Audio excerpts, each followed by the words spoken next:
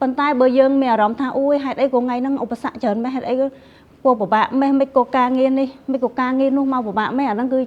គឺយើងនឹងមួម៉ៅនឹងបាក់ទឹកចិត្តចេះកំហឹងទៅអ្នកជុំវិញខ្លួន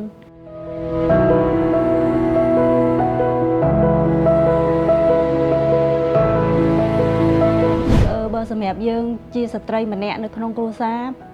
ពិតណាស់រៀងពិបាកជាងបរិសុទ្ធដោយសារយើងជាស្ត្រីយើងរ៉ាប់រងទូនាទីច្រើន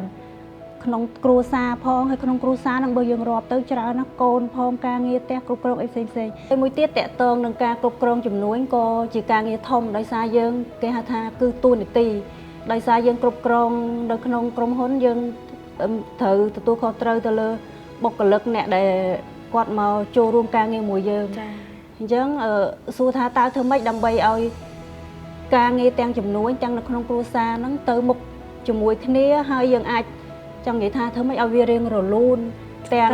ងសបែងទាំងកូនទាំងការងារបើយើងនិយាយទៅវាមិនស្រួលទេចាប៉ុន្តែយើងខ្លួនយើងគឺត្រូវមានការតាំងចិត្តឲ្យខ្ពស់បន្តិច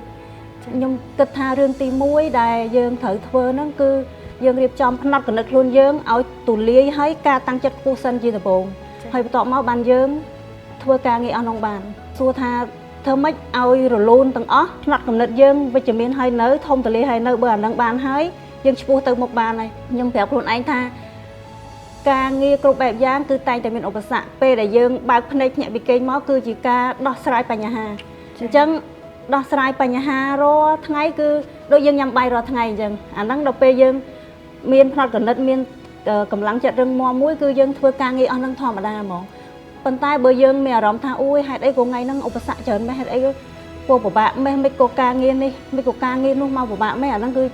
គឺយើងនឹងមួម៉ៅនឹងបាក់ទឹកចិត្តចេះកំហឹងទៅអ្នកជុំវិញខ្លួនបើនិយាយពីថារៀបចំពេលវេលាបែបម៉េចហ្នឹង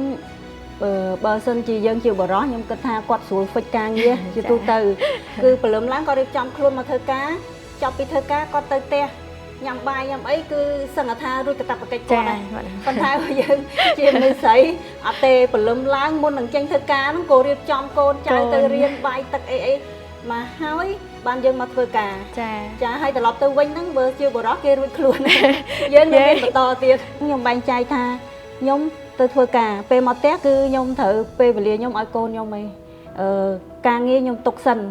បើមានការងារបន្ទាន់គ្រាន់តែថាយើងជួយជាយោបល់ផ្ដល់យោបល់អីព្រោះតែចម្បងគឺពេលនៅផ្ទះគឺពេលវេលារបស់កូនហើយនឹងពេលវេលាសម្រាប់ចុងសប្តាហ៍គឺពេលវេលារបស់កូនអានេះគឺការបែងចែកពេលវេលារបស់ខ្ញុំនៅក្នុងគ្រួសារហ្នឹងគឺការអប់រំកូនខ្ញុំផ្ដោតជារឿងសំខាន់ចាបើសម្រាប់ពេលវេលាគឺអត់ខុសគេទេដូចគេឯងអញ្ចឹងមកដល់ផ្ទះគឺពេលវេលារបស់កូនហើយដូចនារីទូទៅស្ត្រីមេផ្ទះហើយនឹងស្ត្រីដែលប្រកបជំនួញទូទៅគឺដូចគ្នាបុរីវិមានសំណាងជាលំនៅឋានបែបអភិជន